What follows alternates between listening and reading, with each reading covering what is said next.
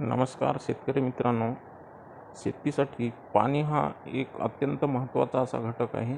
आपल्या विहिरीत पाणी कमी होत आहे का आणि उन्हाळ्यात विहीर कोरडी पडते का?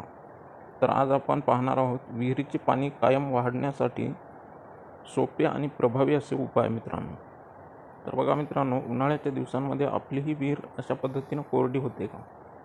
आणि ही बघा, हिवाळ्यामध्ये पाण्याने भरलेली विहीर हिवाळा किंवा पावसाळ्यामध्ये आणि उन्हाळ्यामध्ये ती जर कोरडी होत असेल तर त्यासाठी पाणी विहिरीचं वाढवण्यासाठी आपल्याला काही प्रभावी उपाय आज या व्हिडिओमध्ये आपल्याला बघायचे. चला तर मग बघूया मित्रांनो, पाणी कशा पद्धतीनं आपण विहिरीचं वाढवू शकतो. तर बघा मित्रांनो, पाणी वाढवण्यासाठी रिचार्ज पीट जर तयार केला आपण तर आपण चांगल्या पद्धतीनं विहिरीचं पाणी वाढवू शकतो मित्रांनो. तर ते कशा पद्धतीनं, तर बघा मित्रांनो, विहिरीच्या जवळ 5 ते 10 फूट खोल खड्डा करा. विहिरीच्या जवळ 5 ते 10 फूट खोल असा खड्डा करा, या पद्धतीचा 5 ते 10 फुटाचा. त्याचबरोबर त्या खड्ड्यामध्ये खडी, वाळू आणि दगड टाका. पावसाचे पाणी त्या खड्ड्यात साठवले की ते हळूहळू जमिनीमध्ये जिरते, त्यामुळे भूजल पातळी वाढते आणि विहिरीत पाणी टिकते मित्रांनो. हे विहिरीच्या जवळ अगदी अशा पद्धतीचा खड्डा आपल्याला खोदायचा आहे मित्रांनो, या पद्धतीचा. तर हे रिचार्ज पीटसाठी सुचवलेला जो आराखडा आहे या खड्ड्याचा, तो कशा पद्धतीचा आहे हे बघा मित्रांनो. तर हा जो आराखडा आहे, या आराखड्यानुसार वरचा जो थर आहे, तो वरचा थर मित्रांनो 2 ते 3 फुटाचा, हा जो एकदम वरचा थर आपल्याला या ठिकाणी दिसतो, तो 2 ते 3 फुटाचा कशाने भरायचा आहे मित्रांनो आपल्याला. त्याचबरोबर त्याच्या खालचा जो थर आहे तो आपल्याला 2 ते 3 फुटाचा आणि त्याच्या खाली जो थर आहे तो आहे आपल्याला 2 ते 4 फुटांचा मित्रांनो. आता एकदम वर जो थर दिसतो तो आपल्याला खडी किंवा दगडाने आपल्याला हा भरायचा आहे. त्याचबरोबर त्याच्या खाली जो थर दिसतो तो आपल्याला वाळूने भरायचा आहे आणि त्याच्या खालचा एकदम शेवटचा जो थर आहे तो आपल्याला दगडांनी भरायचा आहे मित्रांनो. तर अशा पद्धतीनं 5 ते 10 फूट खड्डा खोदून त्यामध्ये एकदम खालचा जो शेवटचा थर आहे तो 4 फुटापर्यंत दगडांनी भरायचा, मधला थर वाळूने भरायचा आणि एकदम वरचा थर हा आपल्याला खडी याने भरायचा. तर त्यानंतर मित्रांनो, याचा फायदा काय होतो ते बघा. आणि हे भरल्याच्या नंतर पावसाचं जे पाणी आहे ते रिचार्ज पीटमध्ये साठवलं जातं. जे काय पावसाचं पाणी आहे ते पावसाचं पाणी त्या रिचार्ज पीटमध्ये साठवलं जातं. खडी, वाळू आणि दगडापासून पाणी हळूहळू खाली जातं मित्रांनो. हे बघा, पावसाचं जेव्हा पाणी पडतं ते पाणी याच्यामध्ये साठवलं जातं आणि या खडी आणि दगड, वाळूमधून ते पाणी खाली जातं. त्याचबरोबर मित्रांनो, पाणी जमिनीत जिरते आणि भूजल पातळी वाढते मित्रांनो. विहिरीत पाणी टिकते आणि पाण्याची पातळी आपोआप वाढायला लागते.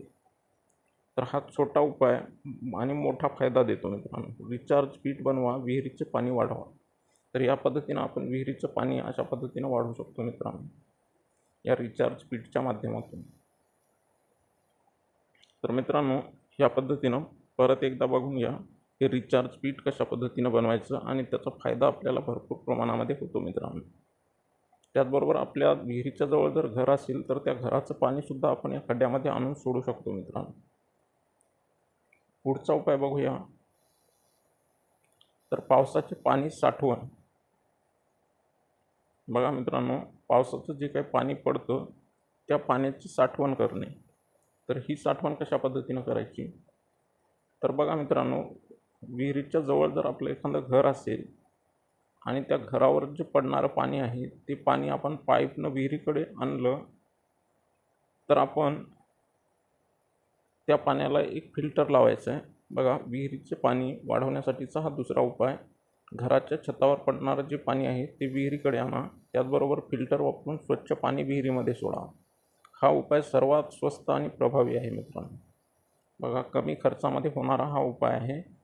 तर त्यासाठी या पद्धतीचा एक फिल्टर लागतो आणि विहिरीच्या जवळ जर शेत असेल किंवा घर असेल तर त्याचं पाणी एकत्र करून पाईपाच्या साहाय्यानं विहिरीच्या जवळ आणायचं आणि त्याला एक फिल्टर बसवून त्या फिल्टरमध्ये एक जाळी, त्याचबरोबर खडी, त्याचबरोबर वाळू आणि कोळसा हे घटक त्या फिल्टरमध्ये असायला हवेत. आणि मग हे पाणी जेव्हा आपण वरतून या फिल्टरमध्ये सोडतो तेव्हा ते खाली जाऊन पुन्हा ते स्वच्छ होऊन ते पाणी विहिरीमध्ये सोडायचं मित्रांनो. यानं ही पाण्याची पातळी वाढते मित्रांनो. बघा, भूजल पातळी वाढते, खर्च कमी आणि जास्त फायदा यानं होतो. विहीर पाणी भरपूर टिकवून ठेवते मित्रांनो. तर अशा पद्धतीनं हा उपाय देखील आपण करू शकतो मित्रांनो. यानंही आपल्याला निश्चितच विहिरीच्या पाण्याची पातळी ही वाढलेली दिसेल मित्रांनो. तर याच्या पुढचा उपाय बघूया मित्रांनो. तर बघा मित्रांनो, हा 3 नंबरचा उपाय, त्या विहिरीच्या जवळ आपल्याला झाडे लावायची मित्रांनो. विहिरीच्या आसपास आपल्याला झाडे लावायची आहेत. तर या झाडांमुळे काय काय फायदे होतात तर बघा मित्रांनो, पाणी जमिनीमध्ये जास्त काळ टिकतं, त्याचबरोबर मातीची धूप होणं थांबतं किंवा मातीची धूप ही कमी होते. आता विहिरीच्या जवळ आपल्याला झाडे कोणती लावायची तर तेही महत्त्वाचं आहे मित्रांनो. वडाचं झाड, पिंपळ किंवा नीम ही झाडे विहिरीच्या जवळ लावायची मित्रांनो. याच्यामुळं फायदा काय होतो मित्रांनो, नीम हे झाड आपल्याला हवा शुद्ध देते किंवा हवा शुद्ध करते. त्याचबरोबर त्याच्यामध्ये औषधी गुणधर्म देखील आहेत.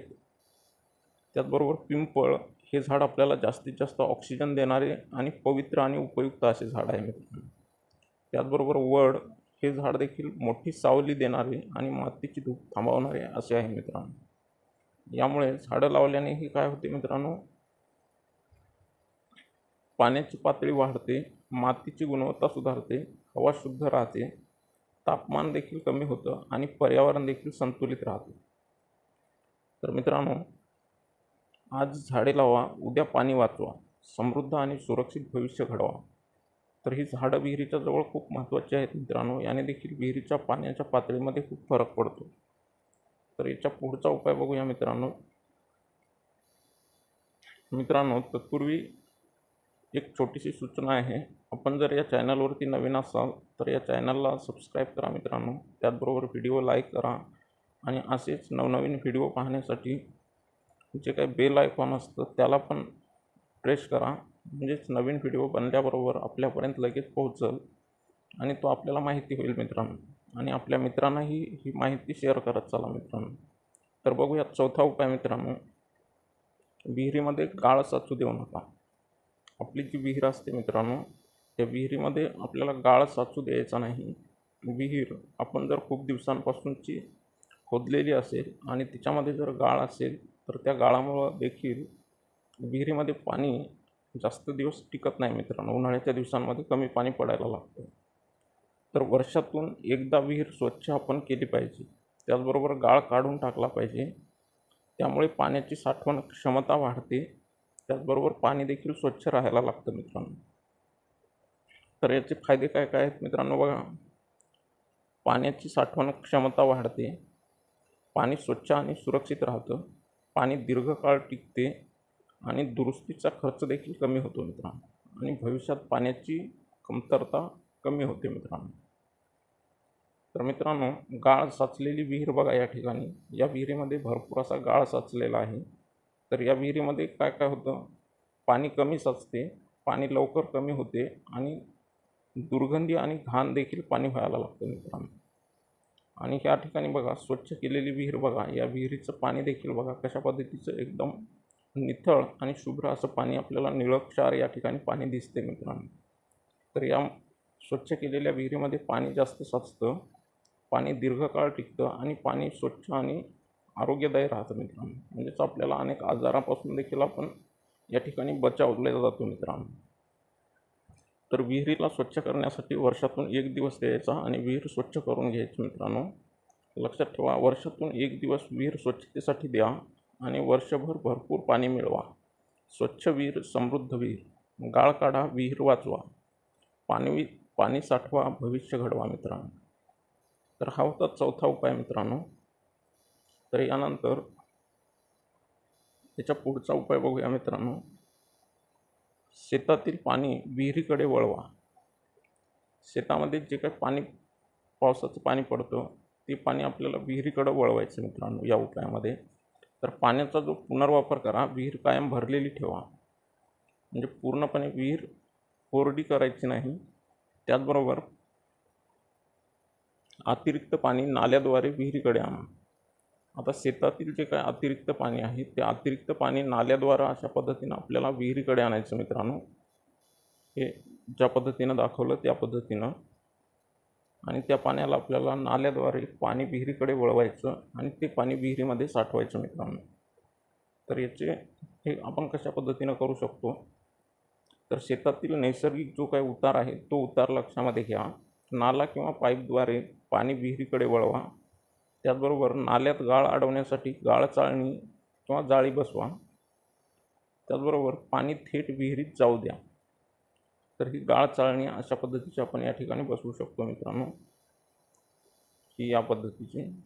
त्यामुळे काय होईल, तर गाळ विहिरीमध्ये जाणार नाही आणि स्वच्छ पाणी विहिरीमध्ये जाईल. तर यामुळे पाण्याचा पुनर्वापर होतो, विहिरीतील पाणी टिकून राहते, भरपूर पातळी वाढते, भूजल पातळी वाढते, मातीची धूप देखील कमी होते आणि पिकांचे उत्पादन देखील वाढते मित्रांनो. तर हा सोपा उपाय आजच करा आणि पाणी वाचवा, भविष्यासाठी साठवा. पाणी वाचवा, पर्यावरण जपा, त्याचबरोबर विहीर भरा, शेतकऱ्यांचे जीवन समृद्ध करा. तर बघा मित्रांनो, हे छोटे छोटे उपाय आहेत, परंतु खूप प्रभावी असे उपाय आहेत. यापैकी आपल्याला जो योग्य वाटतो तो आपण या ठिकाणी करू शकतो मित्रांनो. पुढचा एक उपाय आपण बघू शकतो, तर बांध व कंटूर ट्रेंच. तर या पद्धतीनं देखील आपण भूजल पातळी वाढवू शकतो मित्रांनो.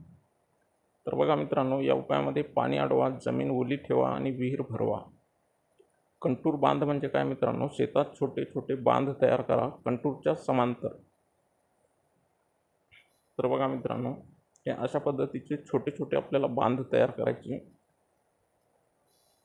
तर हे बांध आपण छोटे छोटे बांध बनवल्याच्या नंतर पाणी काय होतं, या बांधांनी पाणी अडल्या जातं मित्रांनो, आणि पाणी अडून पाणी वाहून जाण्याऐवजी ते जमिनीमध्येच मुरायला लागतं. आणि अशा पद्धतीचे बांध जर नसतील तर पाणी पावसाचं पडतं आणि ते पाणी काय होतं, सरळ उताराच्या दिशेने वाहून जातं. आणि असे छोटे जर बांध असतील तर ते पाणी जमिनीमध्ये मुरायला लागतं. याचा फायदा काय होतो, जमिनीमधली जी पाण्याची पातळी आहे ती आपोआप वाढायला लागते मित्रांनो. तर याचे फायदे काय काय आहेत, पाणी जमिनीमध्ये मुरते, मातीतील ओलावा टिकून राहतो, मातीची धूप कमी प्रमाणामध्ये होते, त्याचबरोबर भूजल पातळी वाढते आणि विहिरीतील पाणी देखील वाढते मित्रांनो. तर शेतीची कंटूर समान उंचीची रेषा ओळखा, म्हणजे शेतीची जी समान उंचीची रेषा आहे ती अगोदर ओळखा. कंटूरच्या समांतर छोटे बांध तयार करा, म्हणजे जे उंच भाग आहे तो भाग त्याच्या समांतर असे बांध तयार करा. त्याचबरोबर पाणी बांधामागे अडते आणि हळूहळू जमिनीमध्ये मुरते, भूजल पातळी वाढते आणि विहीर भरायला लागते. तर लक्षात ठेवा मित्रांनो, बांध नेहमी कंटूरच्या समांतर असणे आवश्यक आहे. बांधाची उंची 30 ते 60 सेंटीमीटर ठेवा. बांधाची लांबी शेताच्या आकारानुसार ठेवा आणि पावसाळ्यापूर्वी बांध दुरुस्त करा. कुठेशी जर बांध फुटला असेल तर त्या बांधाला परत दुरुस्त करा. यामुळे देखील आपल्या विहिरीचं पाणी वाढायला लागतं मित्रांनो. तर बघूया पुढे मित्रांनो, हे उपाय केल्यास तुमच्या विहिरीमध्ये भरपूर पाणी टिकून राहते. त्याचबरोबर वर जे आपण 6 उपाय पाहिले त्यापैकी आपणास जो योग्य वाटतो असा उपाय निवडा मित्रांनो, आणि तो उपाय करा. आपल्या विहिरीचं पाणी निश्चितच काय व्हायला लागेल मित्रांनो, वाढायला लागेल, पाण्याची पातळी देखील वाढायला लागेल. तर रिचार्ज पीट हे कशा पद्धतीनं बनवायचं आपण वर पाहिलं. पावसाचे पाणी साठवायचं कसं तेही पाहिलं. त्याचबरोबर झाडे लावणे, त्याचबरोबर विहिरीतील गाळ काढून टाकणे, शेतातील पाणी विहिरीकडे वळवणे आणि बांध व कंटूर ट्रेंच याच्या मदतीनं देखील आपण पाण्याची पातळी वाढवू शकतो. तर हे होते 6 उपाय मित्रांनो. यापैकी जो योग्य वाटतो तो निश्चित करा. आणि या चॅनलवर आपण जर नवीन असाल तर चॅनल सबस्क्राईब करा मित्रांनो. असेच नवनवीन व्हिडिओ आपणास या ठिकाणी पाहावयास मिळतील. आणि व्हिडिओला जर लाईक नसेल केलं तर एक लाईक करा मित्रांनो. आपल्या मित्रांनाही ही माहिती शेअर करा. भेटूया एका नवीन व्हिडिओमध्ये मित्रांनो. खूप खूप धन्यवाद.